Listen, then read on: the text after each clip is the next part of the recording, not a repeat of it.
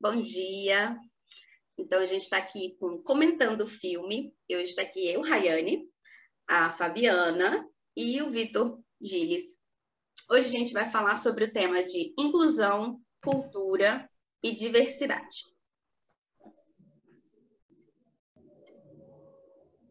E para isso a gente vai falar sobre 3 filmes que a gente vai comentar aqui. Quem quer falar sobre O Diabo Veste Prada?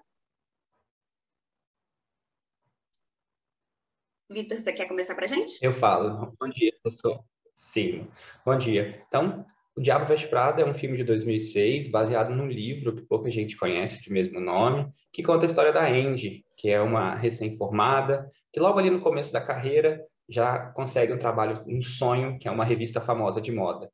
E ali ela começa a identificar que nem tudo na vida são flores. Todo aquele sonho que ela tinha, ela encontra uma chefe quase que diabólica, e que vai colocar muita dificuldade nesse trabalho dela em se sentir incluída, em pertencer àquela equipe.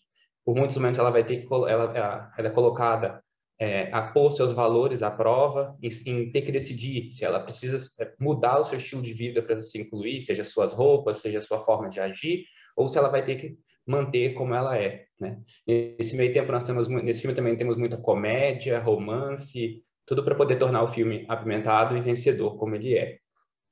Ah, que ótimo. Obrigada, Vitor. Fabiana, e você? Quer falar pra gente sobre algum filme? Bom dia, eu quero falar sobre Os Escritores da Liberdade. É um filme, né, baseado numa história real, o filme é de 2007, conta a história de uma professora, no primeiro ano dela como professora, que ela acredita na diversidade e na inclusão, então ela procura uma escola que tenha essa pegada. Chegando lá, ela enfrenta várias dificuldades culturais, os alunos são segregados e separados, e ela tem que entrar dentro do mundo deles para trazê-los para a realidade. Ela enfrenta várias dificuldades dos chefes e da direção da escola, mas com muita criatividade, muito esforço, ela consegue fazer com que os jovens se sintam parecidos uns com os outros, né? Ela mostra o que eles têm em comum, trazendo eles para a escola, tirando eles daquele mundo violento que eles estão acostumados, e aí ela incentiva a escrita de um diário pessoal de cada um, que depois é publicado e vira Os Escritores da Liberdade, mostrando a história de cada um deles. Ah, que ótimo. Obrigada, Fabi. Eu vou falar sobre Despachado para a Índia, que é um filme também de 2006. É a história de um americano, que ele é um gerente de um call center de venda, onde ele descobre que o call center dele nos Estados Unidos vai ser fechado e todo o trabalho vai ser transferido para a Índia para reduzir os custos da operação. E para isso, ele é escalado para treinar o novo gerente, que é um indiano. Ao chegar na Índia, ele visualiza toda a diferença de cultura e, num primeiro momento, ele tenta implantar a cultura que ele tem nos Estados Unidos e a cultura que funciona para ele. E aí ele visualiza que, na verdade, isso não está rendendo. E, ao conversar com alguns funcionários, ele entende que, na verdade, enquanto ele não começar a entender a cultura do local, ele não vai conseguir fazer o processo render. E só depois daí que ele consegue fazer o tempo de venda, né, reduzir e se sentir incluso ali naquela equipe que tem uma cultura tão diferente da dele, mas não tira o mérito de ser uma cultura boa também, apesar de ser diferente da dele. Acho que seria basicamente sobre isso. Muito bom. Muito bom. E aí a gente pode falar um pouquinho sobre o que um filme difere do outro, ou o que você acha que, tipo, esse daqui é diferente desse. Fabi, você quer começar pra gente? Eu quero. Os Escritores da Liberdade, ele é diferente dos outros filmes porque ele também faz parte tem uma questão da proteção da vida dos indivíduos. Eles estão inseridos num nível de violência muito grande e dependem de sair desse núcleo para sobreviverem. E os outros filmes falam mais a questão da cultura e emprego, né? Nesse caso aí deles é uma questão de sobrevivência à mudança. Ótimo. E é um ponto super importante, né? Eu acho que, acima de tudo, não só para preservar o emprego, a gente tem que ter certeza que vai preservar a vida de todas as pessoas que estão na equipe. Vitor, você tem algum ponto que você gostaria de destacar? Uma diferença bem grande que a gente vê aí também é que o Escritores da Liberdade e o Despachado para a Índia são filmes em que a sociedade, vamos dizer, a cultura do local que que levam essa inclusão, Já no Diabo Veste Prada, a gente tem um Estado americano, todo mundo ali no mesmo, por exemplo, padrão econômico, e aí nós temos uma inclusão dentro do local de trabalho, né? Nós temos essa diferença de uma equipe de trabalho, enquanto nos outros dois a gente tem uma coisa, vamos dizer assim, até um pouco maior, né? A cultura do local, a cultura econômica, as diferenças de criação, que são a grande inclusão, né? A necessidade dessa grande inclusão nos personagens. Legal. Eu também visualizei que no Diabo Veste Prada, diferente dos outros, né? Acontece realmente isso, né? Que ela precisa, como funcionária, se adaptar ao restante do que já existe ali. E não, aquela mudança não é de cima para baixo, na verdade, é de baixo para cima. Então, esse é um ponto muito, muito importante naquele filme. Nosso próximo ponto seria o que eles têm de semelhante. Vocês visualizam alguma semelhança? Alguém quer começar? Vitor, você quer começar com essa? Eu acho que a grande semelhança que a gente consegue enxergar aí é essa necessidade de mudança, né? Seja das pessoas, seja às vezes até da empresa, né?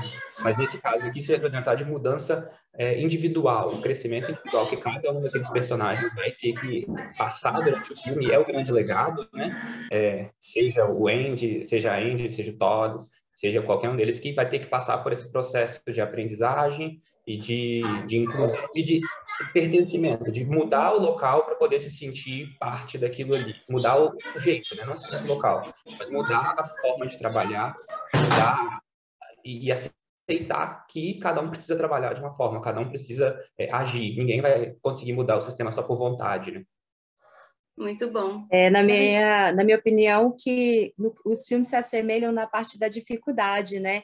Que não é uma coisa simples, não é uma coisa fácil, precisa de persistência, vai mexer um pouco com os valores de cada um das pessoas que estão envolvidas. Então, em todos os três filmes é nítido que existe aquela dificuldade, mas que com persistência e quando você acredita mesmo naquilo, é possível. Legal. E sob a perspectiva de inclusão, cultura, diversidade, qual filme você mais gostou?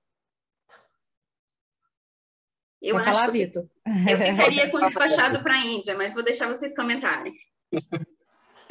Quer começar? Eu também, eu vou com o voto. Eu também gostei mais do Despachado para a Índia. Eu acho que essa mudança, toda a cultura que o personagem tem que absorver e aceitar que o dele não é o correto e que ele tem que se adaptar para a equipe, traz tudo isso. E eu acho também é o que tem, talvez, acho que a mudança mais severa, né? Sair de um estado dos Estados Unidos para ir para a Índia. Então, a cultura, por mais que falem a mesma língua, é uma coisa até falada no filme, né? Nossa língua nativa é o inglês, mas é outra coisa, é outro mundo praticamente, é do outro lado do mundo e é uma diferença muito grande. Começando pela econômica, tem uma cena que ele chega no começo do filme e ele está andando no tuk-tuk lá, passando e olhando, e eles mostram a cidade, e você vê que é uma cidade extremamente pobre, muita gente, como a gente vê normalmente da Índia, e é ali o primeiro choque, e depois ele vai para o choque, que é o choque visual, depois ele vai para o choque cultural,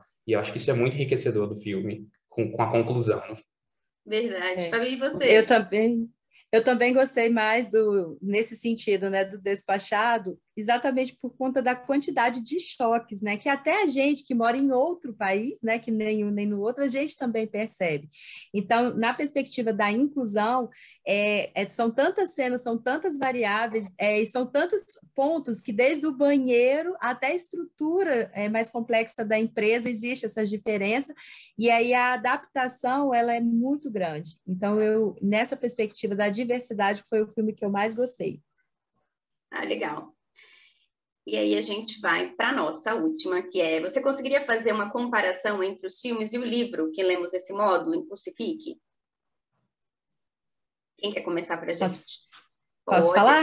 Pode.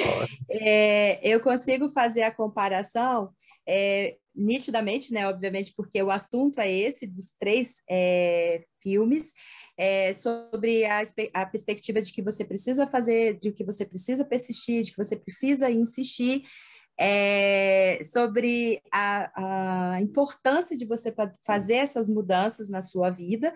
Só que uma das coisas que eu percebo muito nítido que é diferente do livro para o filme é a questão que no livro fala basicamente da liderança fazer ajuste, e nos filmes todos os envolvidos precisam fazer ajustes, vão ter seus valores cutucados, seus viés questionados. Então, para a inclusão e a diversidade acontecer, todo mundo ali tem que estar participando, e todo mundo vai mudar no processo. Verdade. Vitor, você quer comentar? Eu acho bem, concordo bem com a posição da Fabiana. É interessante que o livro muitas vezes coloca que a mudança e a classificação é só uma coisa do líder, né? E a gente vê exatamente isso ao contrário no filme. O líder tendo que... Parece que o líder comanda e a obrigação vem de cima para baixo. Ali a gente vê essa inversão. Talvez o Diabo Veste Prada a gente ainda tem um pouco disso, né? Acho que a gente consegue até colocar a Miranda naquele estereótipo do paladino da cultura, né? Que é o jeito dela, é a cultura da empresa, e ninguém pode mudar porque é daquele jeito. Eu acho que é um que a gente consegue. Os outros a gente não consegue colocar nos estereótipos de líder da autora, né? Mas eu acho que fica uma inclusão bem interessante, e a gente vê como essas mudanças, elas afetam, né? Afetam as empresas, afetam as pessoas e principalmente afetam a produtividade. A gente vê que, principalmente no despachado para a Índia, não é uma cultura diferente conseguir uma produtividade tão boa ou melhor do que ele tinha antes. Verdade, e aí eu concordo também com você e com a Fabi em relação a como todos precisam trabalhar para que isso aconteça, né?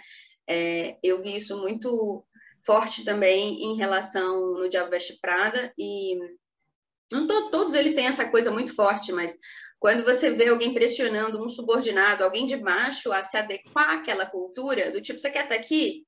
Então entra para o grupo, faça parte, entenda por que isso é importante para a gente. Enquanto você não conseguir diferenciar um azul de um azul celeste, você não vai entender por que a gente está aqui, entendeu? Então, às vezes você não é só de cima para baixo, às vezes é de baixo para cima, e não adianta você tentar se enfiar num grupo se você não quer estar ali, se você não quer fazer parte dele.